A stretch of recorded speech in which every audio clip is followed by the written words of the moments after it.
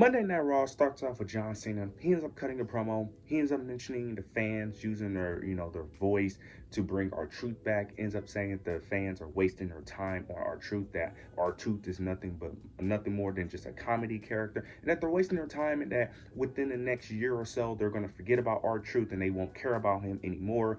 Then he starts mentioning, the WWE Undisputed Championship and how he has no more competitors, he has no competition, he has beaten all the competition, that he's waiting for his next opponent.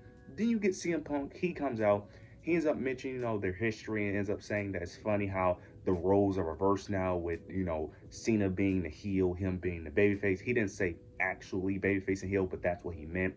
Then he ends up mentioning, how Cena is mad at the fans didn't choose him, how they didn't cheer him in his past, and how back in 2011 that the fans was on his side back then.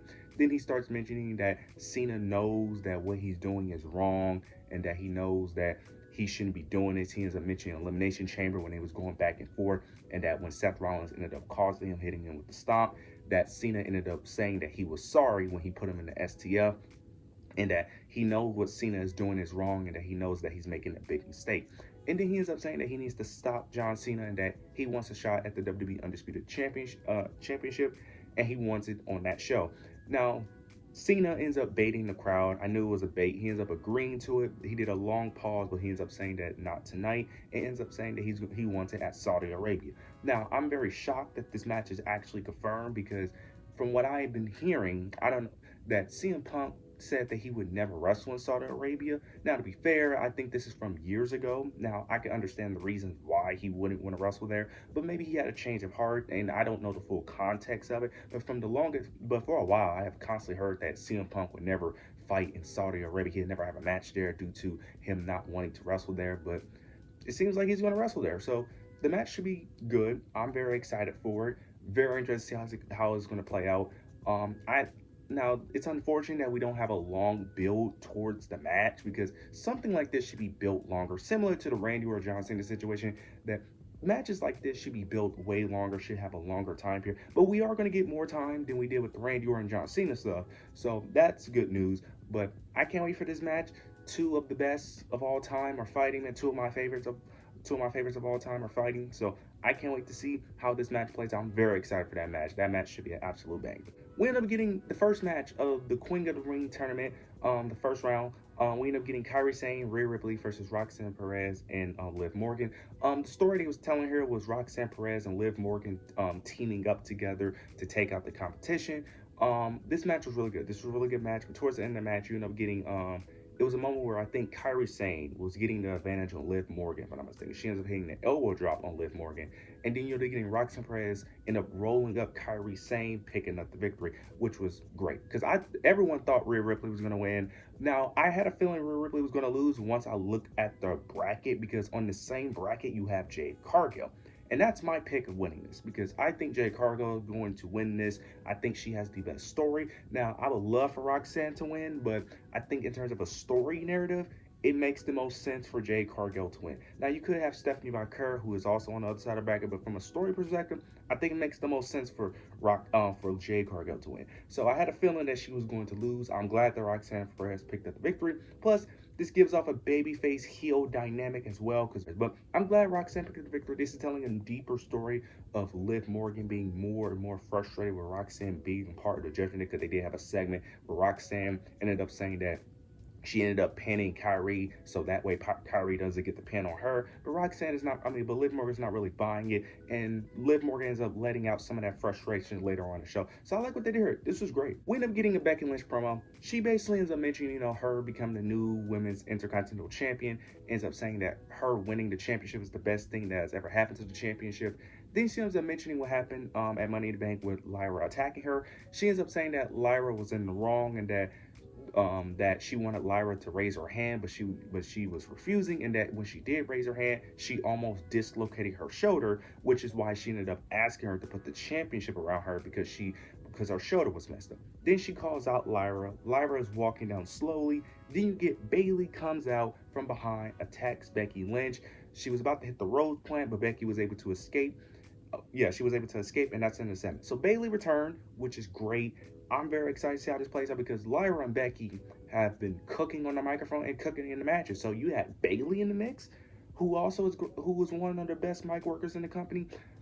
Them promos are going to be great. Them promos are going to be great between and um Becky and Bayley. The match, eventual triple threat, because this is definitely where it's heading. Eventual triple threat. This is going to be great. Now I'm curious to see if they're going to have a singles match between Becky and Bayley first, or are they just going to immediately go into a triple threat? That's the question I am interested in. I'm assuming they may just go straight to the triple threat because technically Becky did cheat, so Lyra, of course, will want her rematch. So very interested to see how this plays out. This is really good. Can't wait to see how they build this up. We'll get a quick R-Truth segment. He ends up cutting a promo to the crowd. He ends up thanking the crowd. Ends up saying that the crowd is the reason why he's here. He ends up saying that they heard the fans voice their opinions and that they listen and that they brought them back. Ends up saying that their voices matter. That he wants them to continue to use their voice because they matter. Then he ends up mentioning R-Truth. He ends up mentioning the character of R-Truth, ends up saying that he's very funny, but sometimes he can be too funny, he can be too nice, and he can let people walk all over him, and that he's too forgiving. And he ends up saying that R-Truth is back, but he feels more free now, and that version of him is no more, and that now he is Ron Killings. So now he is Ron Killings. He is definitely more serious, and I like it. I like it. I never thought that I would be intrigued of a serious version of R-Truth, but the way they was able to book it and the way they was able to either work us or pivot, whatever you choose to believe, it doesn't really matter to me. He's back. I don't understand why people care whether or not they got worked or whether or not it was a pivot. I understand Triple H possibly lying. I understand that part. But the whole work or if they pivot, I don't really care because he's back. You wanted him back, you got him back. Who cares whether or not they worked or whether or not they changed plans? He's back. But this is interesting. I'm actually interested in a serious version of R-Truth. Now, I never was that curious of a serious version of R-Truth, especially at this age. But to be fair, I never thought I'd be curious of a heel John Cena, and so here we are now. But the fact, that's actually crazy. We got a heel John Cena and a serious version of R-Truth in 2025. But this can go a lot of ways. Now, I'm not going where some people are going, where they think he could win world titles. I don't know about all that. But he could tell some very interesting stories, and I'm very interested to see, are they going to continue him and Cena potentially in this feud, or is he going to continue to feud with Cena, or is he going to feud with other people? So that's very interesting. This could go a lot of ways, but I'm very interested to see how this plays out. We end up getting the first round of the men's King of the Ring tournament between Sami Zayn, Braun Breaker, Penta, and Dominic Mysterio. This was a really good match. Towards the end of the match, you end up getting LA Knight interfering in the match, costing Braun Breaker the match. Makes perfect sense because they ended up costing him the Money in the Bank ladder match. They interfered to help Seth Rollins win, so this makes sense. Very interesting. Now, it was a report that LA Knight is going to start a feud with Seth Rollins, so with him interfering, it makes sense. Now, I don't know how that will go. Maybe potentially Seth Rollins and LA Knight for the World Heavyweight Championship. We don't know, especially due to what ended up happening towards the end of the show. So it's going to be very interesting to see how that plays out. But this is very interesting. We end up getting towards the end where Sami Zayn is hitting a Luva kick onto Dominic Mysterio, picking up the victory, advancing. Now, I want Sami Zayn to win this, of course. Now, I don't think he's winning this because Cody Rhodes is in the tournament. So I think it's very obvious that Cody Rhodes is winning. He gets the title shot against Cena at SummerSlam, dethrones Cena, and then we tell the story of Cena being a babyface. I think that's the route they're going. It's the most obvious route, the most predictable route, which I'm not mad at because it's the route that I think is the correct choice as well, so I'm not mad at all.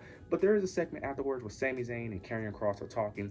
Karrion Kross is saying that Sami Zayn used this advice of not being the good guy because he ended up taking the opportunity of LA Knight interfering to use that to pick up the victory.